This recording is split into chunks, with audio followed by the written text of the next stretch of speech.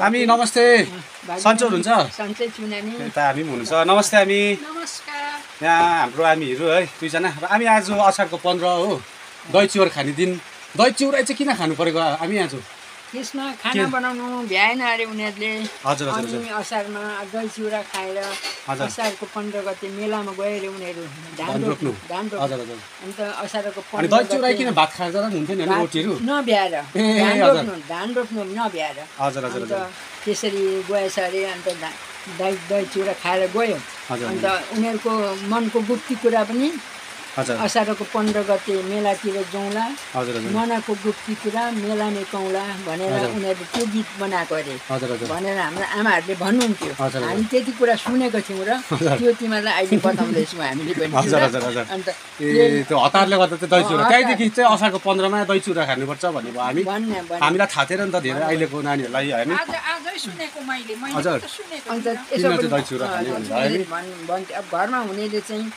जहाँ जन्मिएको छ त्यहीँ बसेर खानु अरे दही चिउरा भन्थ्यो अब मेलामा जाने त गयो घरमा बस्नेले चाहिँ त्यसरी दही चिउरा अब जन्मेको ठाउँमा खानु अरे भन्थ्यो अब आमाहरूले जन्माएको कहाँ थियो आमाहरूले त दिनु पऱ्यो अघि हामी त मसिनो हुने थाहा पाउँदैनौँ र त्यसो अरे हौ नानी अलिकति कहानी सुनेको थियो हामीले पनि त्यो आमाहरूले भनेको सुनेको नि हामीले पनि कहाँ जानेको कुरो त हो र अरू भावी सन्तानहरूलाई थाहा हुन्छ नि त हुनु पर्यो त्यसो अरे भन्थ्यो अरे नानी अनि धान रोप्दाखेरि उनीहरूले यस्तै झरी बादल पुरा पानी आएको हुन्थ्यो अरे अब हिलो त खेलेर रोप्नु पऱ्यो हिलोमा होइन धानबारीमा हिलोको बित्ताले कस्तो हान्थ्यो त्यो धानको बित्ताले सबै हामी मसिनो हुँदा पनि हाम्रो पारिपट्टि भेनाको घर थियो त्यहाँ जान्थ्यौँ हामी धानको त्यो रोपाइ हेर्नु नि अब त्यो हलो जोतेको रहेछ त्यो हिलाएको भन्दो रहेछ नि त्यो हामी त हेर त्यो गोरुमा मान्छे चढेर गएको भन्थ्यो जान्दैन थियौँ त त्यो बारी हिलाएको भनेर कसरी जान्नु त्यस्तो हो अरे नानी र त्यस्तो सुनिराख्नु तपाईँहरू दुईजना त उयो है के पर्यो नन्द भाउजू तपाईँहरू साह्रै मिल्नुहुन्छ नि त कति त मिल्दैन भन्छ नि त तपाईँहरू साह्रै मिलेको देख्छ हो तपाईँहरू पानी पर्दा मिलेर यहाँ ओतमा बसिरहेको घाम लाग्दा पनि ग्राउन्डमा बेन्चीमा दुईजना है अहिलेसम्म अब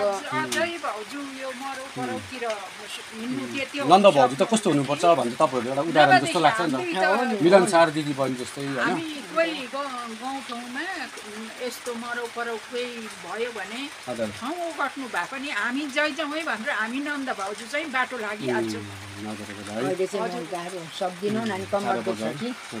ठिकै छ होइन उमेरले पनि हुन्छ होइन र पनि यतिको त हुनुहुन्छ नि तपाईँहरू हामी हुन्छ ओल्ड एज पेन्सन थाप्नु पाउँदैन नि हामी होइन 60 वर्षदेखि मात्रै दिन्छ अब 40देखि माग्नु पर्ला हामीले त पाउँदैन रहेछ बाबु अब 40देखि दिइहाल्यो भने सरकारलाई ओल्ड एज पेन्सन पनि 60मा भने त पाउँदैन रहेछ हामी त डाउट पो हुन्छ नि तपाईँहरूलाई त थापिसक्नु भने के हो हामीलाई त हामी डाउट हुने रहेछ अब 40देखिकै डिमान्ड गर्नुपर्ने हुन्छ धेरै धेरै धन्यवाद दुईजना हामीलाई है हुन्छ दही चिउरा चाहिँ किन खाँदो रहेछौँ भन्ने कुरा यसरी जानिराख्नुपर्छ आउँदो सन्तानहरूलाई पिँढीलाई हामीले बुझाउनुपर्छ फेरि